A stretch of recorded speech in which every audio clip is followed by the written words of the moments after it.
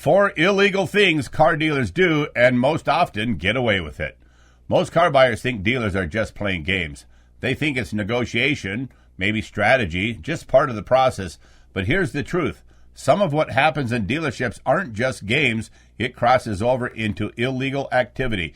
And it happens every single day somewhere in this country. And most buyers never even realize it, and that's the key. Because if you don't recognize it, you definitely can't stop it. Now let's be clear right up front. Not every dealer does these things. There are better dealers out there, and we recognize that.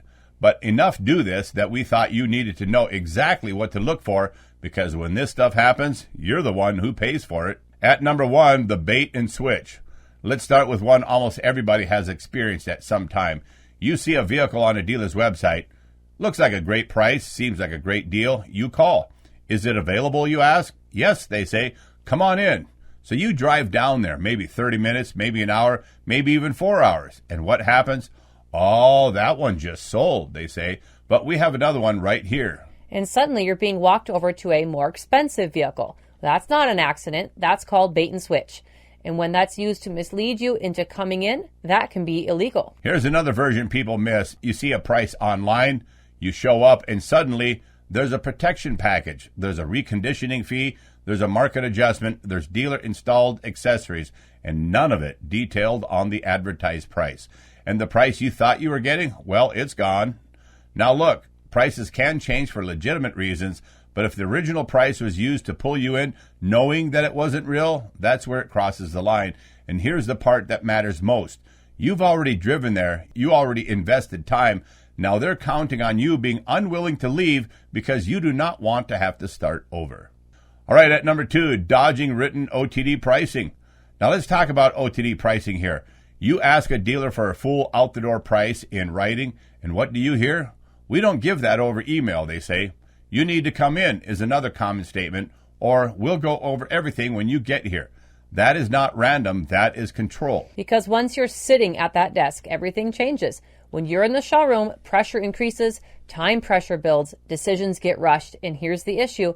If a dealer is advertising or quoting pricing, it must be accurate and not misleading. If they're talking numbers but refusing to put them in writing, that's where things can start to cross over the legal lines. But forget the legal side for just a second here. Let's talk strategy.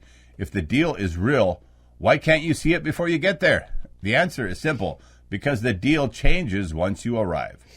All right, sitting at number 3, mandatory add-ons. This one costs buyers thousands. You sit down, they show you the numbers, and you hear this vehicle already has protection package on it, and this other package is included. We can't remove that. Let's be clear. Products like extended warranties, gap insurance, paint protection, VIN etching, tire and wheel packages, they are all optional. Optional, not required. But here's how it gets twisted. They don't always say required. They'll say it's already installed or it comes with the vehicle. That's just how we sell them. And now, psychologically, you feel stuck, like you don't have a choice. And that is the game. And when those products are misrepresented as required, that's where it becomes deceptive. And yes, regulators have taken action against dealers for exactly this problem.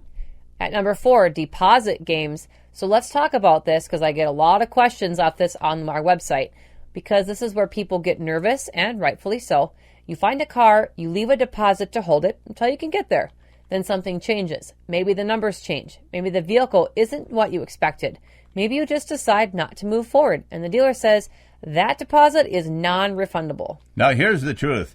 Deposits are governed by the agreement you signed. So yes, sometimes deposits can be non-refundable, but if the terms were misrepresented, the vehicle isn't what was agreed, or the deal changed after the fact, keeping that deposit can cross into legal trouble, and in every case that we know about, the dealer lost and had to return the deposit. And most people don't think to challenge it because it feels uncomfortable or confrontational, and because it's easier to walk away and lose the money. But understanding what's happening, you're being conditioned to accept this. As a bonus, I want to share a situation I was personally involved in. Our viewer Lawrence called me to say he had signed an absolutely ridiculous Kia lease and wanted out. The Kia lease was $1,000 a month, believe it or not. So I started to investigate. As it turns out, Lawrence signed out on his lease on a Sunday. It was now Monday when we were talking. The dealer had him sign all of his documents, but sent him home without any of those signed documents. On a lease, this action violated 2 federal laws, the CLA, the Consumer Leasing Act, and TILA, Truth in Lending Act. Lawrence went to the dealer on Monday and put me on the speakerphone with the sales manager. When I informed the manager what they had done, the manager says to me, "Sir, I have never violated a single law selling a car."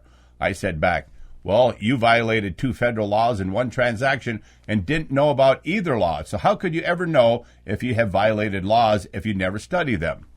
He asked, "So what would you like me to do now?" I said, "The customer wants the deal rescinded."